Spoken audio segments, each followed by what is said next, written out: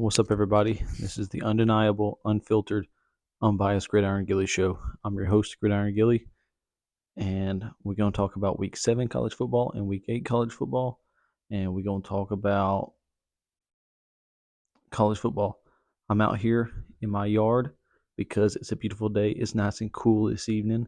I got tired of sitting in front of my fireplace, so I'm going to be out here giving you some pregame analysis, some predictions, and some thoughts about last week. So without further ado, let's get started. Last week, I kind of crapped the bed on some games that I predicted. Parlays didn't hit, but it's okay. It's gonna be okay. So learning experience. What I will say, my winners from last week, my number one winner, I bet against them, but it was Oregon. Oregon is my number one winner from last week. They beat Ohio State at home. Oregon was at home, but nevertheless, they beat them 32-31. One of the best games of the weekend, probably the best game of the weekend. Number two winner, LSU. They beat Ole Miss 29-26. I also bet against them, but LSU looks like they've established a defense, and that was their only problem. So they're going to be dangerous. Pick them to be in the college football playoff. They're going to give teams a run for their money. Number three team winner. It was kind of hard to pick the third team, but I had to go with Penn State because they won against USC. They beat USC. It was a close game. They were trailing a lot of the game, but they came back and they won it at the end in overtime with a field goal. USC is an okay program. They're a mediocre program, a little bit better than mediocre, I should say, but nevertheless, Penn State did beat them, and the reason why Penn State gets my number three spot and not any other team, for that matter, is because I like teams who find a way to win. It doesn't matter if you're better than that opponent on paper. If, like Penn State, like I said, they were trailing the majority of the game, but they scratched and clawed. They came back and they found a way to get it done when it mattered most. So Penn State is my number three winner. My losers from last week, I actually have one team who lost and two teams that won. My number one loser, Oklahoma. They got destroyed. And granted, it was against the number one team in the country, but still, that's like one of the biggest rivalries in college football. You can't let them blow your back out like that and not even put a touchdown on the board. So Oklahoma, that's my number one loser. They're not even in the top 25 no more in mine or the experts. But they got blown out 34-3 by Texas. I predicted Texas to beat them, but not. I think I predicted Texas like 50 something to like 19. They didn't score as much as I thought, and they didn't let Oklahoma score as much as I thought they would. My number two loser actually won their game, and that was Georgia. They lost to Mississippi, or they beat Mississippi State 41-31. The reason I call them losers is because they let Mississippi State, the worst team in the Southeastern Conference, put 31 points on them and make a game out of it. So naturally, you can guess who my third loser is. Alabama, because they barely walked out with a win against South Carolina. South Carolina is a little bit better than Mississippi State, but they're not that great of a program in the Southeastern Conference. And that's that. That's my review, my Heisman watch. This week I have Ashton Jeanty, Boise State running back, at number one. I don't think they played any real competition. However, granted, he's putting up some good numbers. So regardless whether he's playing competition or not, he's putting up numbers, and I like what I see from him. Now, it's worth noting that if they were to play a formidable opponent, maybe he wouldn't be so good. But when that day comes, I'm sure it'll come before the Heisman votes are cast, and we'll get our answer right there.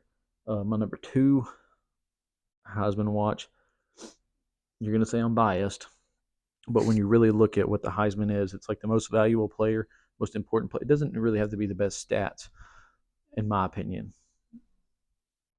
but it has to be who is the most vital, most important player on their team. And that will translate to that team being successful on the field and winning lots of games. Last year, Jaden Daniels, without him, LSU is not near as good as they were. So that's why he was the Heisman winner. With that being said, my number 2 Heisman candidate goes to Cam Ward, because without that dude on the Miami Hurricanes, they're not in the top 10. They're probably not even in the top 25 in college football. That dude, he's poised. He just sits back there and looks like he's been doing this forever. Looks like a professional out there. So that's my number 2. My number 3 goes to Dylan Gabriel, because he's like on his 10th year in college football. It's like third team. They said like, oh, he broke all these records and has like the most yards or whatever in college football history, because he's been playing since before COVID even existed. Uh, that's my shot at him. However, in my opinion, he's got an active college football right now. He has the best head coach in the country. Dan Lanning is the best head coach. In Oregon, they really impressed the hell out of me the other night. I bet against him. I like Lanning a lot, but I bet against him because of Ohio State. However, I knew Ryan Day is not that good of a coach. He just inherited a good program, and I think you see that he's not that good of a coach. But yeah, so number 4, Travis Hunter. He's ridiculous offensively, defensively, puts up stupid numbers, but I think he hurt his shoulder against K-State and didn't really do much. I think he's supposed to be back this week, but the reason he's number 4 and not higher is because I thought he was going to be out for longer, which would make him not a Heisman contender anymore.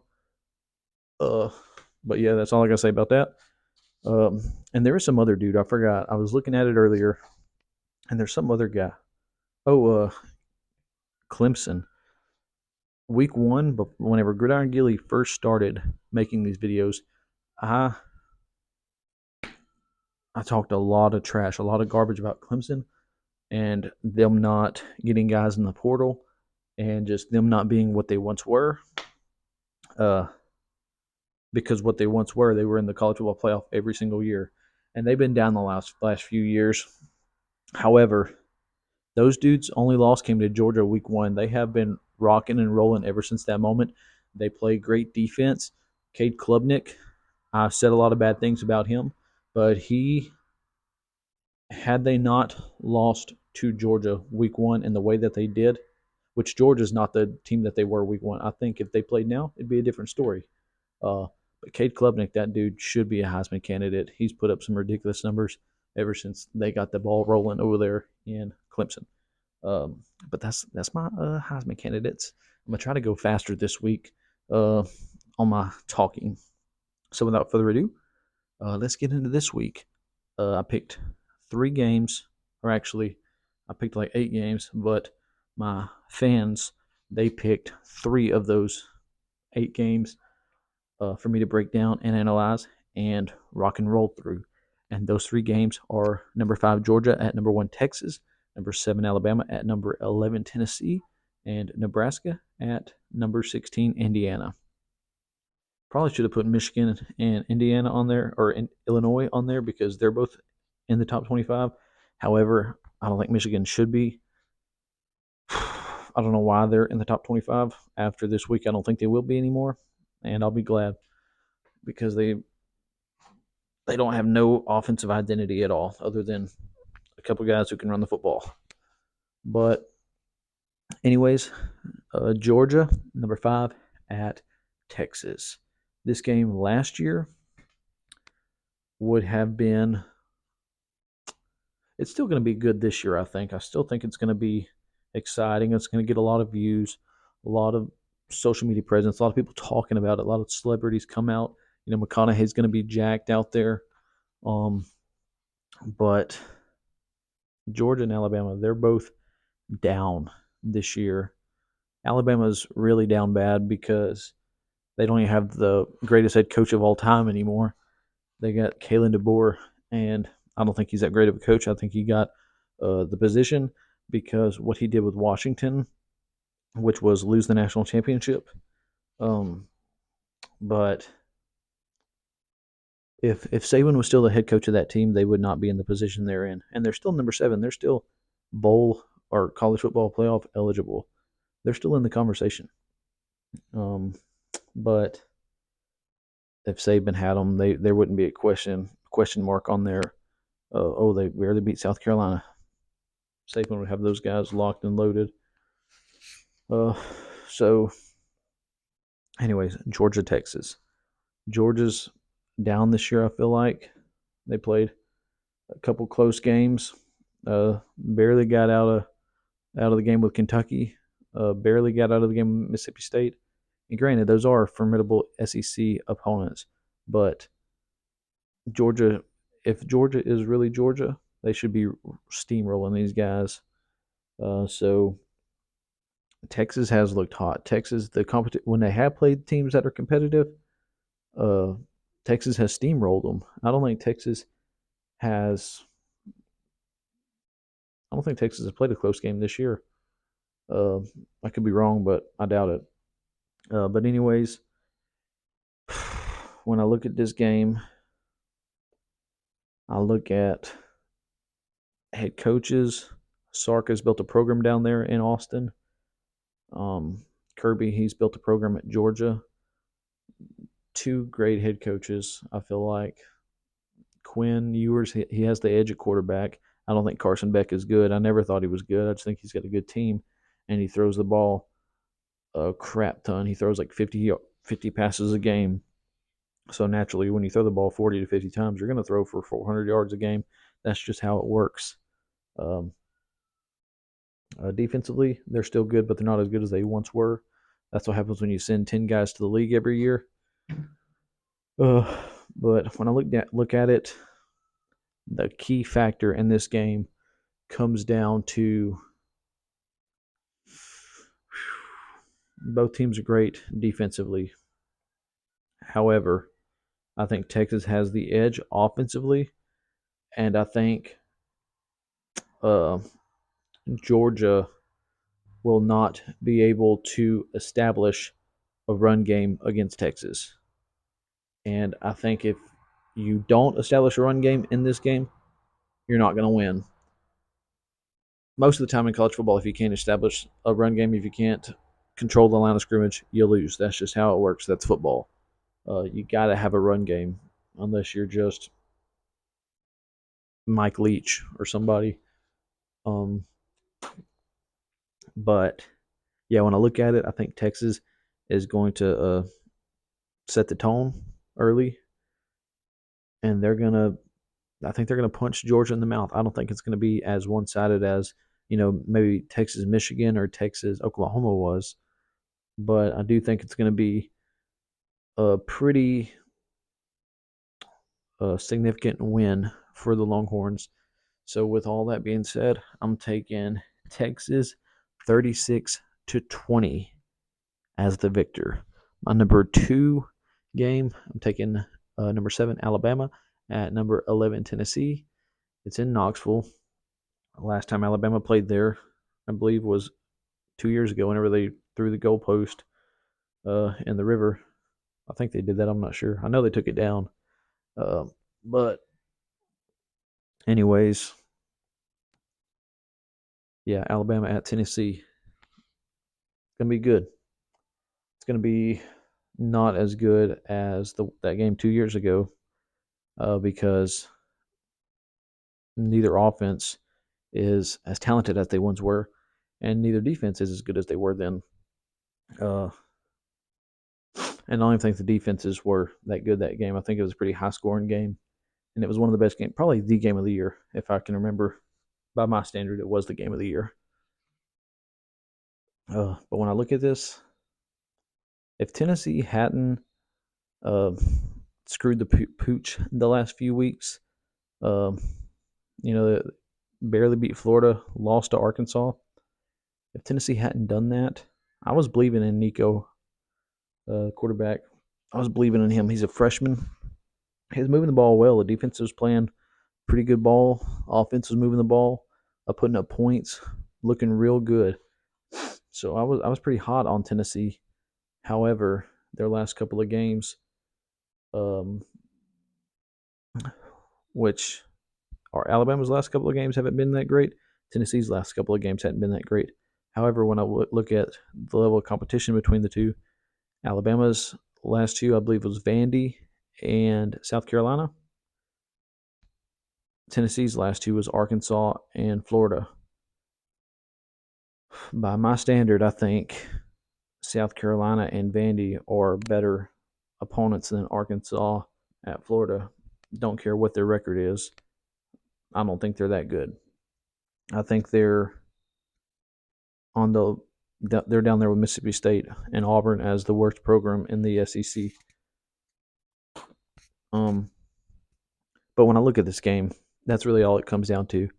The offenses are good, defenses are good, but Alabama, they might not have Saban no more, but they're still Alabama. They still have an experienced quarterback back there who's played a lot of college football games and been in a lot of tough situations and tough spots. So whenever I look at this game, that's the only thing I have is Alabama's been there. Tennessee hadn't. A freshman quarterback, biggest game he's ever played in. It's at home. I would like to see Tennessee win, but I just don't see it happening. I do see it being a low-scoring game.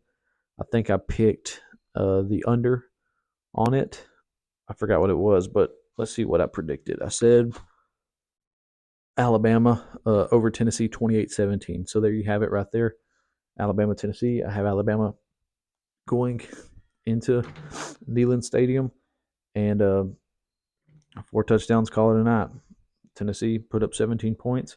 It's not a bad night, though. I think Tennessee, if they lose this game in that fashion, they'll drop their 11. I don't know if they would drop out of the top 25, but they would certainly drop to like 20. And I really don't think, this is just my opinion, but if you are, let's say for instance, there's a college football team out there and they lose, their only losses come to Texas, Oregon. Okay, that's 2 losses. Granted, you lost 2 games, but you lost to the number 1 and number 2 team in the country.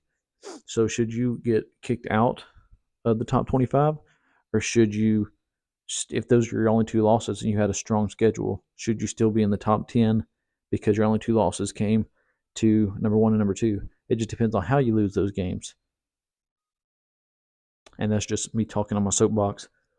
Number 3 game is Nebraska, and I'm big on Nebraska. I like Raiola. I think he's going to be a Heisman dude in a few years, maybe next year, because he's good. I like him. He sometimes gets rattled, but he's still poised back there. He still makes good choices, good decisions, and Matt Rule has really turned that program around because they were atrocious the last decade. And they're playing. I don't know if I said Nebraska, Illinois, or Nebraska, Indiana. Nebraska already played Illinois. It was a good game. However, this week Nebraska's playing Indiana. Indiana's number 16 in the country. They're undefeated. Okay. I didn't even know Indiana had a football program until a few weeks ago, whenever their head coach was like, how do you get players to come here? Like, what's your recruiting method? He was like, I'm a winner. Google me. And that's all that guy had to say. I thought that was pretty dope. However, he's a winner against teams that suck. I could win against those teams. I think the best team they played this year has been Northwestern, maybe, or the game before that. I forgot who it was, but it was a nobody. Division I football, but still a nobody program. So when I look at this, Nebraska, I know they're for real. I've seen Nebraska play a few times this year, and I've been impressed by them. Their defense is phenomenal. Indiana's averaging, I forgot, I saw it earlier, I looked it up. did the math on it, broke it down. Indiana is putting up like 30 something to 40 something points a game offensively. Defensively, they're letting these shitty teams score on them, um, but they're still blowing these guys out by 2 touchdowns or more. All these games they're winning have been by 15, 16, 20 points or more, but against lesser competition. And like I said, Indiana's putting up 30 something, 40 something points a game on average this season. But when I look at Nebraska, Nebraska's holding teams to a lot less than what Indiana's scoring. But Nebraska's not scoring that much offensively, but they're a defensive team and they win games because of how good their defense has been. Uh, and their offense is still really good. Like for me not knowing a single player on their team besides Dylan Raiola, and you probably don't either because they're Nebraska. But and that's not a knock to them because eventually you're going to know every one of them players. Because I'm high on Nebraska. I love Matt Rule. Think he's a great coach. He got shafted with Carolina. I wouldn't have took that job if I was him though. Anyways. Uh, but yeah, dude. I'm drinking the Roulade, and I'm taking Nebraska to go into Indiana this weekend, and uh, they're gonna for the Bussin' with the Boys parlay that they had. They wanted to send in videos and stuff, so I sent in my video, and I said it just like this. I said Nebraska, Will Compton, they're gonna put that dong on Indiana, and I stand on that. I stand on business. I'm gonna say it again. Nebraska's gonna put that dong, capital D, on Indiana. Defensively, probably lots of sacks, uh, turnovers on downs. They're gonna. I'm not saying they're gonna win the game 36-3, 28-7, anything like that. But what I am saying is it's gonna be a close football game. Nebraska's gonna win the game. Very close game, very good game.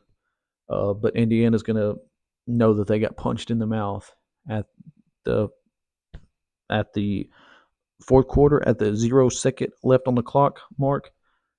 Indiana's gonna know, like, holy shit, guys, like we just got punched in the mouth. Okay, we need to stick to. I don't know if Indiana's a basketball school, but we need to stick to something else. Rugby, soccer, volleyball, not football though. But that's all I gotta say about that. Nebraska, um, over Indiana, 31-28. So my 3 picks, like I said, I got Georgia at Texas. Texas wins that 36-20. Alabama at Tennessee. I'm taking Alabama 28-17. And then Nebraska at Indiana. I'm taking Nebraska 31-28. And I told you guys I would do a parlay. And I will. I promise you I will. I've already I drove to Louisiana earlier. It was about a 20-minute drive. Crossed the bridge. Got over there. Got on my FanDuel. Bing, bing, bing, bing, bing. Placed me a bet.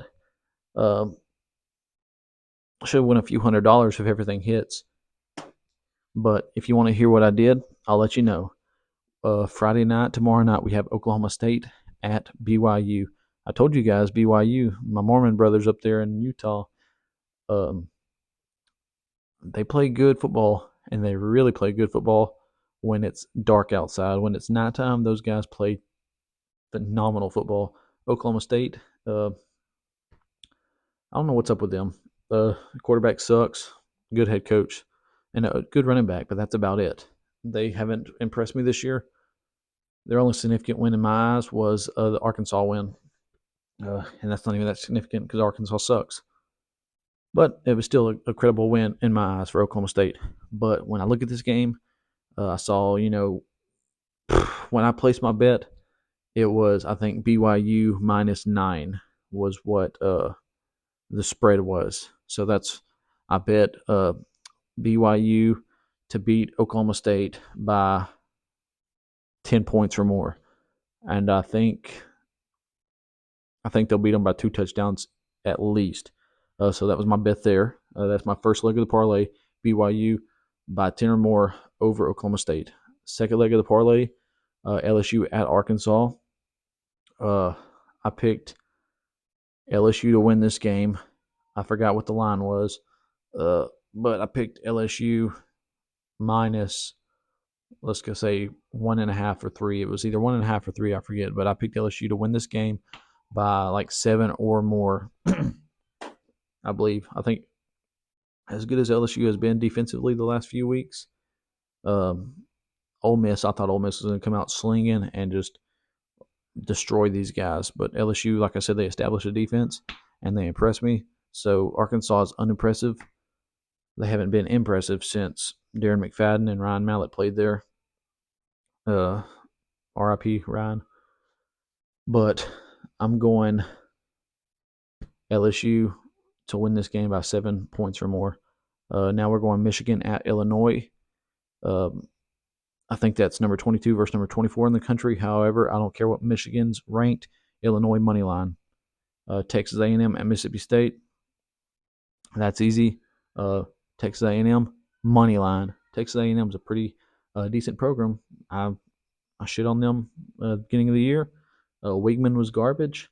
However, someone told me last week or their last game that he was healthy, and that dude balled out. I was impressed. It was the Missouri game. That dude was balling against Missouri. Hopefully, he can keep it up because I don't know if I've told you this yet, guys, but I have the last game of the season, Texas at Texas A&M. I think Texas goes into that game undefeated, and after that game is over, I think Texas will lose to Texas A&M. I really believe that. Uh,